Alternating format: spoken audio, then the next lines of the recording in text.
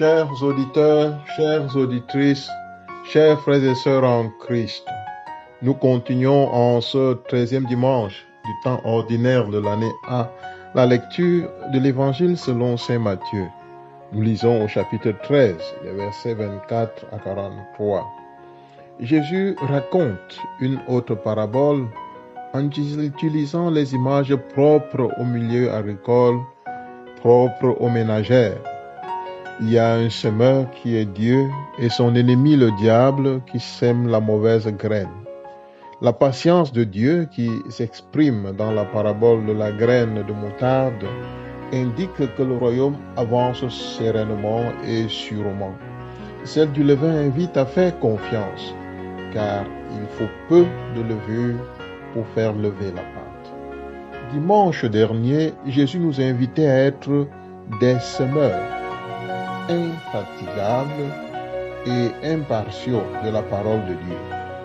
Dans la parabole, celui qui sème le bon grain, c'est Dieu à travers la mission de Jésus. Il y a ensuite le diable qui n'a pas de champ.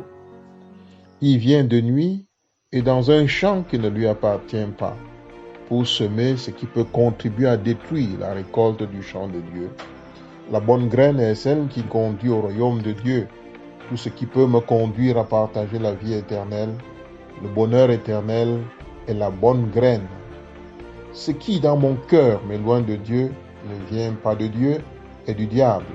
Il faut travailler pour l'écarter. Les deux sèment. Un le fait le jour et l'autre la nuit. Les œuvres des ténèbres ne conduisent pas à la lumière de la vie éternelle. Sans l'interprétation que donne Jésus à la fin de cet évangile, cette parabole ne dit pas qu'il y a d'un côté les bons et de l'autre les méchants. Elle indique que deux semeurs sèment dans le même champ. Ce champ peut être mon cœur.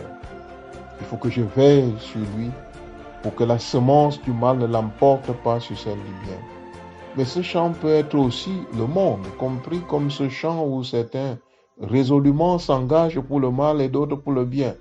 La parabole invite à comprendre la patience de Dieu qui laisse ensemble les bons et les méchants pour faire la séparation au jour du jugement. La patience de Dieu n'est pas lâcheté. Il évite de détruire le bon en retirant le mauvais. Ceux qui s'engagent pour le royaume des cieux ne doivent pas avoir la prétention d'éliminer ceux qui font le mal, mais bien de les convertir. Ils ne doivent pas croire qu'ils peuvent vivre dans un monde où le mal et le diable sont absents. La deuxième parabole met en lumière la croissance du royaume de Dieu. Sa semence est petite et à peine perceptible, mais elle est capable de produire un arbre qui devient le refuge des oiseaux. L'insistance sur la petitesse de la graine par rapport à la grandeur de l'arbre qui vient d'elle met en lumière l'efficacité de l'action de Dieu.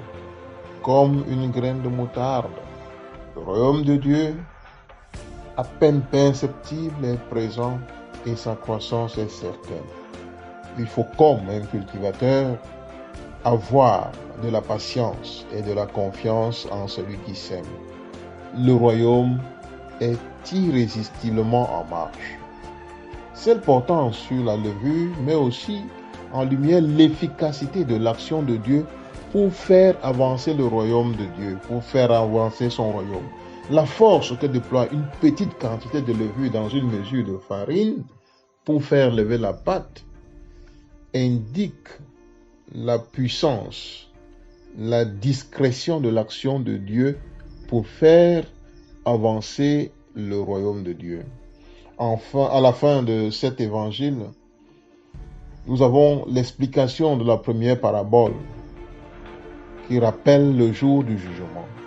C'est une invitation à comprendre que nous vivons pour cette rencontre avec Dieu.